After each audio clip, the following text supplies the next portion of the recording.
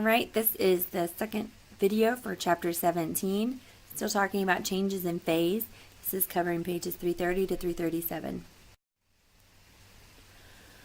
So yesterday we talked about evaporation and evaporation being a cooling process. Today we're going to look at how that is related to boiling. So boiling is actually evaporation when it's happening beneath the surface. If you have a pot of water, the heat on the bottom is causing the molecules at the bottom of the water pot to get hot. When they get hot, they get enough energy, they turn into a bubble. If the pressure is right in the rest of the liquid, that bubble can stay formed and it will rise to the top and escape. So boiling is evaporation. And since evaporation is a cooling process, boiling is a cooling process also. That usually is very confusing to people because we think of boiling as being a heating process. We're heating the water. But keep in mind that heating your water and boiling water are different. So yes, we are adding heat to our water, but once the water starts boiling and evaporation starts happening, you're no longer going to be heating your water. Water is going to stay at 0 degrees Celsius until it all turns to ice, and then you can get it colder. Or if you're going from 0 degrees and you're getting warmer, once you go from a chunk of ice at 0 degrees, it's not going to change and become 1 degree Celsius until all the ice has been melted. So if we take a cup of ice and we add heat to it, it's going to stay at 0 degrees Celsius. Once all of the ice is melted down to liquid water, now we can raise the temperature of that cup up into 100 degrees Celsius. At 100 degrees Celsius, it's going to start boiling. It will not go past 100 degrees Celsius until all the water has evaporated, in which case then now you're going to burn your pan or your cup. Because now what we'd have to be measuring is the steam or the air outside of the pot. So the reason that it doesn't change temperatures above 100 degrees Celsius is because boiling is a cooling process. When those water molecules are leaving the pot, they are leaving the water behind cooler, and so it's having to heat back up again in order for some of them to escape. Now boiling is going to depend on temperature, obviously, but something that we don't often think about it depending on is that it depends on pressure.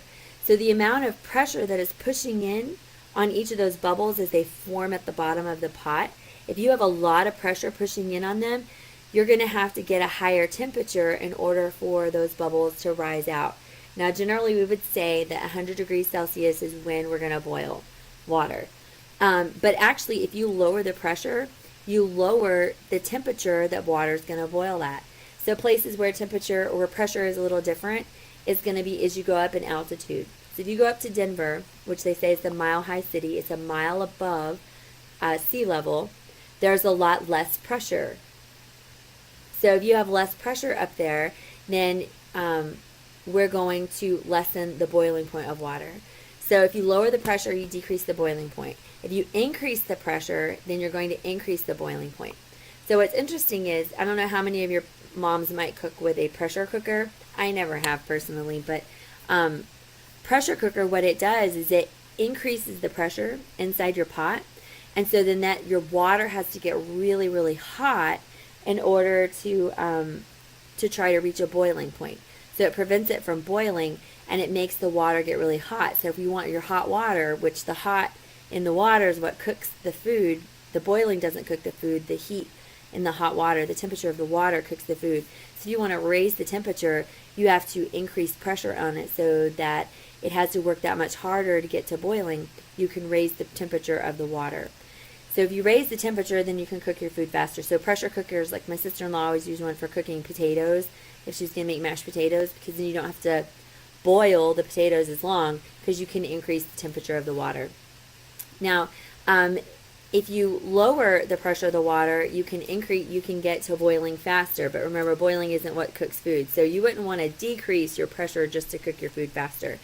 Because if you do that, you are lowering the temperature that the water is ever going to reach. So if you're trying to boil potatoes in Denver, so let's say at sea level, if you're just boiling potatoes like normal, you might have to boil them for about 30 minutes before they're soft enough to cook up into mashed potatoes. If you're doing it in Denver, you're probably going to have to do it for like 45 minutes at boiling because the temperature of the water is so much lower because it's going to boil at a lower point and the water's not going to get hot enough to really cook the food. So at sea level, boiling point is 100 degrees Celsius. And in Denver, it's only at 95 degrees Celsius. And the further up you go, the lower the boiling point of water is. So your water's not going to get very hot. So they can use this idea of boiling as a cooling process. They actually can freeze things by boiling them. One of the videos that's after this video on the thing, they show you how if you put water in a vacuum container where they pull out all the air pressure, so there's low pressure on the inside of the container, they can get the water to boil at a very low temperature that you normally wouldn't consider water boiling at. So it's a pretty cool video to watch. If you do it, I would skip ahead a couple minutes in it because he talks a lot and it's not really helpful. I just wanted to see the water boiling myself. So this boiling as a cooling process, if you use pressure to change rather than heat, they're using pressure to change the boiling point, they can freeze items. If you've ever had freeze-dried like coffee or anything that's freeze-dried, they're using boiling to freeze stuff. All right. So when you freeze things, when you're freezing water and it's becoming ice, you're taking the energy out until the molecules are moving slow enough that they form a crystallized structure, particularly with water. It's the crystal structure. There's lots of space in between in the ice molecules. So at sea level, we would say freezing is at 0 degrees Celsius. And you can change the freezing point by adding sugar or salt, and that might lower the freezing level. So if you've ever lived somewhere where it's cold enough to get icy on the roads during the winter, they'll often add salt to the roads, and what that does is it changes the freezing point. So if the temperature outside is 32 degrees Fahrenheit, the water on the roads are going to freeze. You're going to have icy roads. But if they add salt to it, they can drop, and I don't know off the top of my head what the freezing point of salt water is, but it's quite a bit lower. As long as the temperature doesn't drop too low, then that water will be water and not salt, and therefore your roads will be safer. Now, if you're living somewhere where it's going to drop down to 20 degrees Fahrenheit or in the negatives, then adding salt to it is just going to have salty frozen roads, because salt water does freeze. It's just at a lower point than normal water.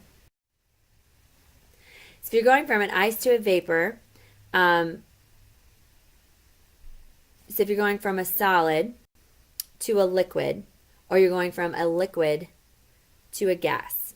So if you're going to add heat to ice, you have to raise the temperature up to 0 degrees Celsius. And it's going to take 80 calories to change every bit of that ice. For that 1 gram of ice, it's 80 calories to change it to water. So you've got your gram of ice. You raise the temperature to 0 degrees Celsius. It's going to take 80 calories to change it from ice to water. And the temperature is not going to change until all of that ice is liquid water. This is called latent heat diffusion.